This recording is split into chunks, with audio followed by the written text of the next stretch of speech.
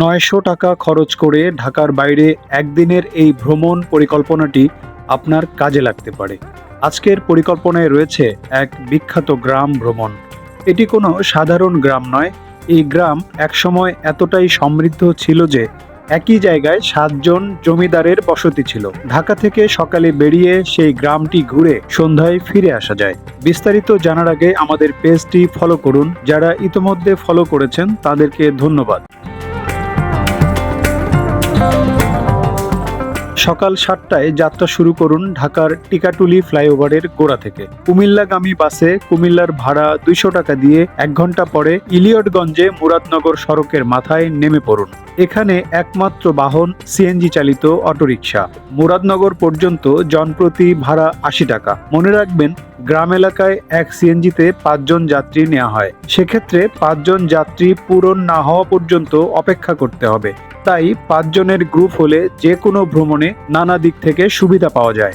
27 kilometre পথ পাড়ি দিয়ে মুরাদনগর পৌঁছাতে প্রায় 1.5 ঘন্টা সময় লাগতে পারে। সকালের নাস্তা এখানেই করে নিতে পারেন। এরপর ব্যাটারি চালিত অটো ভাড়া করুন কামাল্লা গ্রাম পর্যন্ত। সময় লাগবে 20 মিনিট। জনপ্রতি ভাড়া 30 টাকা নিতে পারে। কামাল্লা ইউনিয়ন পরিষদের গা ঘেঁষে এগিয়ে যাওয়া সড়ক ধরে একটু সামনে গেলে হাতের বামে একটি প্রাচীন বাড়ি চোখে পড়বে, সাথেই একটি মন্দির। এই বাড়িটি বড় বাড়ি নামে পরিচিত।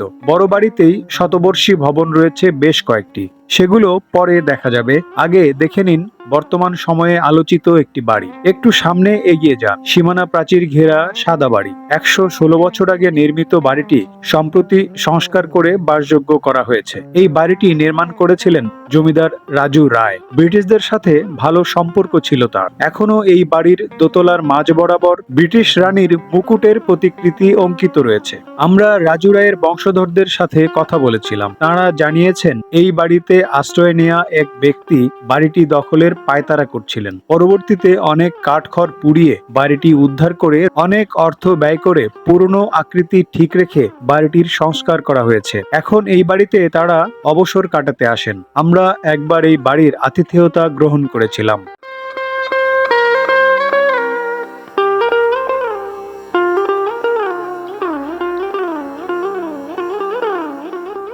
এবার অন্য বাড়িগুলো ঘুরে দেখুন। জমিদার হিসেবে লোকমুখে প্রচলিত হলেও আমাদের ধারণা এরা সবাই জমিদার ছিলেন না, হয়তো বড় ব্যবসায়ী ছিলেন। পাশেই পোদ্দার বাড়ি। বাড়িটি তাঁতিবাড়ি নামেও পরিচিত। এই বাড়িটি অন্যান্য পুরনো বাড়ির মতোই অবহেলায় পড়ে রয়েছে। বিভিন্ন উৎসবে বাড়ির উত্তরাধিকারীরা এই বাড়িতে আসেন। কি পোদ্দার বাড়ি না? আপনার কি পোদ্দার বাড়ির লোক? এবার পূজার সময় আমরা তাদেরকে পেয়েছিলাম। বাড়িটির ভেতরে প্রবেশ করলে এর জীর্ণদশা দেখে মন খারাপ হতে পারে।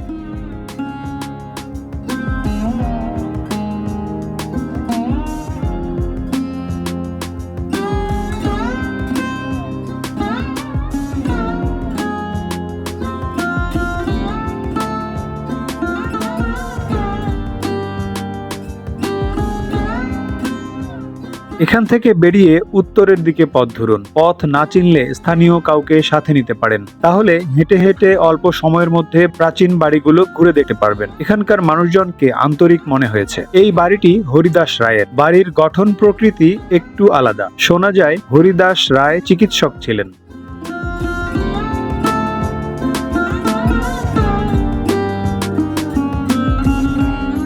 উঠোনে একটি উন্মুক্ত ছাউনি। সম্ভবত এখানে বিভিন্ন অনুষ্ঠানের আয়োজন করা হতো। ডান পাশেই একেবারে পরিত্যক্ত একটি বাড়ি নজরে আসবে। বাড়িটিকে অবহেলা করবেন না। এর সামনের অংশে গেলে আপনার চোখ জুড়িয়ে যাবে।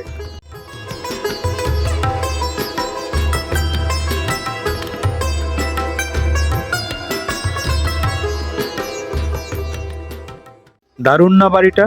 দোতলার দিকে খেয়াল করুন। বাড়ির নাম অক্ষয় ভবন। অক্ষয় রায়ের বাড়ি। কত যত্নে গড়া বাড়িটি যেন অসহায় দৃষ্টি নিয়ে তাকিয়ে রয়েছে। আমরা এই বাড়ির একজন উত্তরাধিকারের সাথে কথা বলেছি। তিনি কিছুটা হতাশা নিয়ে বলছিলেন, এত বড় বাড়ি রক্ষণাবেক্ষণ করতে অনেক টাকার প্রয়োজন। বাড়ির অন্যান্যরা যে যার মতো নিজের জীবন জীবিকা নিয়ে ব্যস্ত। এই অমূল্য ঐতিহ্য রক্ষা করা সাধ্যের বাইরে। আর এখন বাড়িতে কেউ থাকে না। আমরা বিভিন্ন কাজের তাগিদে আমরা নারায়ণগঞ্জ থাকি, কেউ ঢাকা থাকে, কেউ চিটাগাং থাকে, কেউ দেশের বাইরে। আমরা অনেক জমিদার বাড়ি ঘুরেছি, আসলে যে অক্ষয় ভবনের মতো মানে এরকম সুন্দর বাড়ি খুব কমই আমরা দেখেছি। তো এই বাড়িটা একটু হলে তো মেনটেন করতে পারতেন, মানে কেন করেন? মেনটেন করতে পারি না। আমাদের সত্যি কথা বলতে কি জানেন, আমাদের কাজের তাগিদে করে আমাদের আর্থিক দিক থেকে আমরা কুলায় উঠতে মানে পারি আসলে না। অনেক খরচের ব্যাপার। অনেক খরচের ব্যাপার। পাশেই অক্ষয় রায়ের ভাই রাম রায়ের বাড়ি, কেউ বলেন রাজা রাম রায়। এই বাড়িটির অবস্থাও শোচনীয়। আমরা বেশ সময় নিয়ে বাড়িটি ঘুরে দেখেছি। বিশাল পুকুরের পাড়ে অবস্থিত এই বাড়িটি দেখলেই বোঝা যায় কতটা শৌর্য বীর্যের অধিকারী ছিলেন বাড়ির কর্তা ব্যক্তি।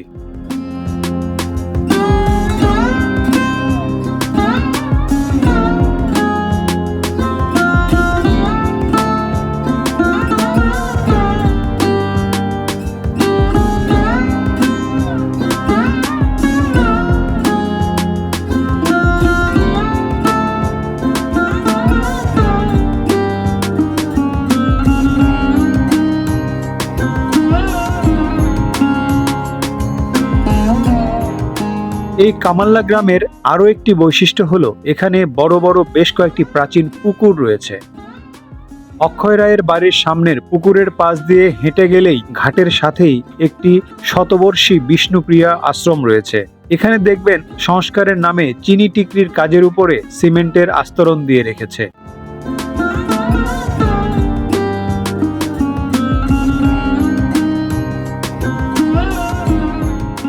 আশ্রম থেকে বেরিয়ে বাম দিকে গেলে আরো কয়েকটি বাড়ি চোখে পড়বে।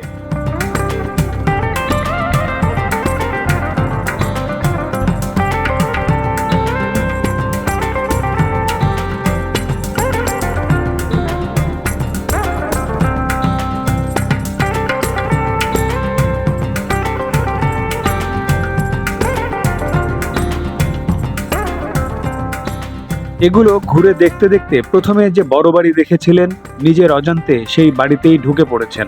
এখানে কয়েকটি ভবন রয়েছে। কামাল্লার এই বাড়িগুলোর বিস্তারিত ইতিহাস জানা সম্ভব হয়নি। আমরা আরো জানার চেষ্টা করছি। এক জায়গায় এত প্রাচীন বনেদি বাড়ি আপনাকেও কৌতূহলী করে তুলবে। এই ভ্রমণ ঢাকার নবাবগঞ্জের কলাকোপা গ্রামের কথা মনে করিয়ে দেবে। সেখানেও রয়েছে অনেকগুলো প্রাসাদ। কলাকোপা ভ্রমণের ভিডিও লিংক কমেন্টে দেয়া আছে। এখানে এলে কামাল্লা বাজার বা মুরাদনগরে দুপুরের খাবার খেয়ে নিতে পারেন। কামাল্লা বাজারেও কিছু পুরনো স্থাপনা রয়েছে। মুরাদনগর থেকে অটোতে করে কোম্পানিগঞ্জ আসুন। কোম্পানিগঞ্জ থেকে কুমিল্লা ক্যান্টনমেন্টের বাস পাবেন, সেখান থেকে ঢাকার বাস। বাংলাদেশের গ্রামগুলোতে ঘুরে দেখার অনেক কিছুই রয়েছে। সেগুলোর প্রচার বাড়লে গ্রাম পর্যটনের সংস্কৃতি বিকশিত হবে। কামাল্লা গ্রামটি কেমন লাগলো কমেন্টে জানাতে পারেন। এরকম আরো ভিডিও দেখতে চাইলে আমাদের পেজটি ফলো করে রাখুন। ভিডিওটি ভালো লাগলে শেয়ার করুন। ধন্যবাদ।